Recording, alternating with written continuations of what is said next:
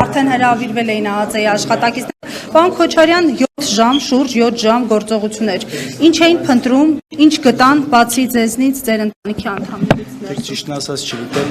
ինչքանը կարող եմ ասել, ինչքանը չէ, սա երևի հաստատությունները այդ մասով ավելի կիմանան, ուղղակի ինչ-որ սխալ բան չասեմ։ Հենց առավոտ 7-10 այսպես եկան խոզարկության, փաստորեն ես դեռ տեղեկություններ չունեմ, զուգահեռ գիտեմ, որ նաև ուրիշ տեղ նաև գործողություններ էր գնում, հորս հետ կապված, եղբորս հետ կապված։ Ըստ երևույթի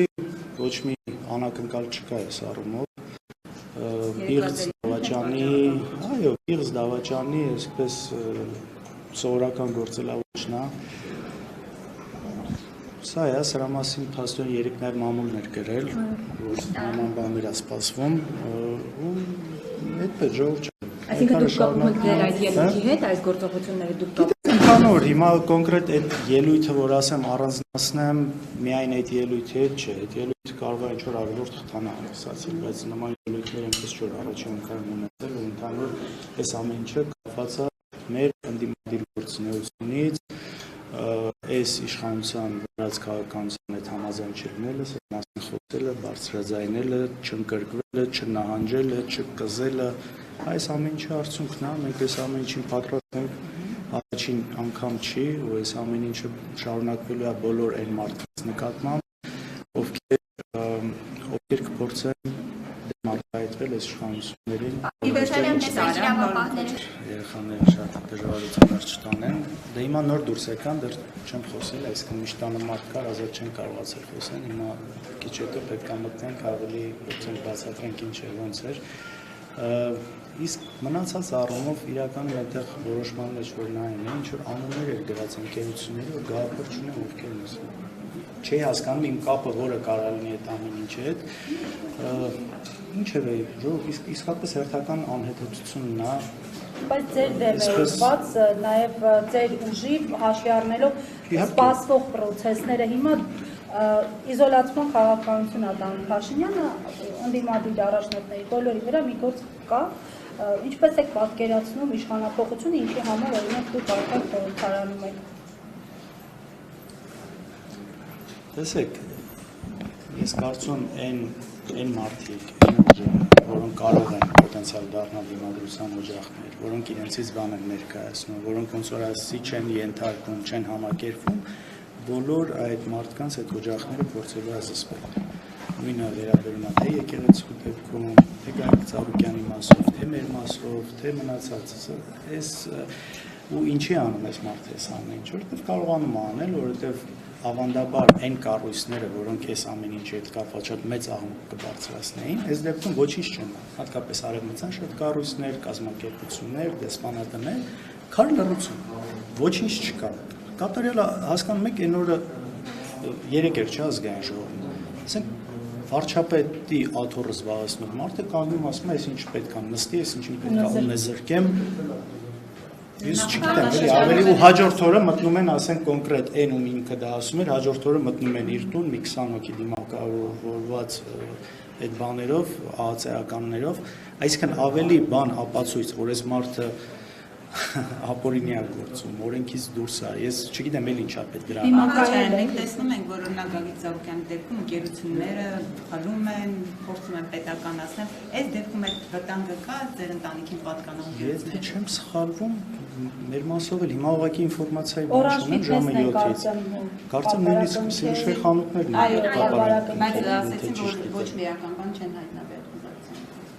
Այսինքն այս ամեն ինչը, գիտեք, իր նպատակը ինչ ասել է իսկականից։ Ես գիտեք երեք նաև ինչ էր ասում էր, ես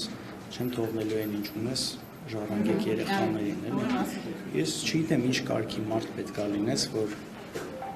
իմ երեխուց, այս չգիտեմ, այս ինչ մարդկային տեսակ է, էլի սա։ Սա մի ուրիշ մարդկային տեսակ է, ահավոր է, երբ որ տեսնում ես, որ նման տեսակի, նման, չգիտեմ, մարդուն կարան այդքան ձայն տան, այդքան հավանեն, սա իսկականից մեծ ողբերգություն է այստեղ ընդհանուր երկրի։ Բայց ընդդիմությունն էլ քիչ ձայն չի հավաքել, հարցս կրկնեմ, ի վիճակի է ընդդիմությունը այսօր դիմակայել այսպիսի պրոցեսների, որոնք թվարկում եք այստեղ։ Դուզես չուզես պիտի դիմակայեք, իսկ այսքան ժամանակ ինչ ենք անում։ Դա դիմակայում ենք, չէ՞, բայց այս ամեն ինչ որ հիմա կատարվում է, թե դիմակայելու արդյունքում է։ Քիչ կան, քանի հոգի գիտեք, ովքեր խելոք գնացել, համակերպվել, ենթարկվել են, ինչ որ բան պայմանավորվել են, մի մասը թողել գնացել է, չեմ էլ մեղադրում, ասենք։ Թողել գնացել է, հիմա մենք մնացել ենք պայքարում ենք, շարունակելու ենք։ Էս է հենց դիմադրությունը։ Գարխներ իշխանամերձ։ Ոչ մի բան։ Իրանց գույքը չի ստուգվում, իրանց հետևից չեն գնում,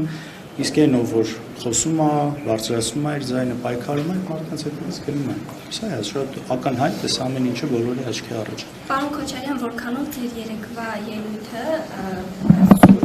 կապ ուներ այս վերջին շրջանում իրավապահների այս գործողությունների հետ։ Դա դրա շարունակությունն էր։ Կարծում այո, նաև ելույթը իր դերը խաղաց, բայց ասում եմ ընդհանուր գլոբալ է պետք է։ Այս մարդը չունի ոչ մի բարոյական գծեր, կարմիր գծեր, օրենք խախտելու հետ կապված, անբարոյականություններ անելու հետ կապված ու շարունակում է, ասում անելու է այնքան, ինչքան որ մեր հասարակությունը, նաև արտաքին միջավայրը իրանից հնարավորությունը կտա, բայց ամեն ինչ միանշանակ ավարտ ունենալու։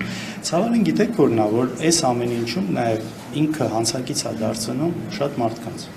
Այս ապօրինությունների տակ ամեն դեպքում մարդիկ մտնում են։ Կարող է գան, վատ զգալով, գլուխը կախած ինչ-որ բաներ անեն,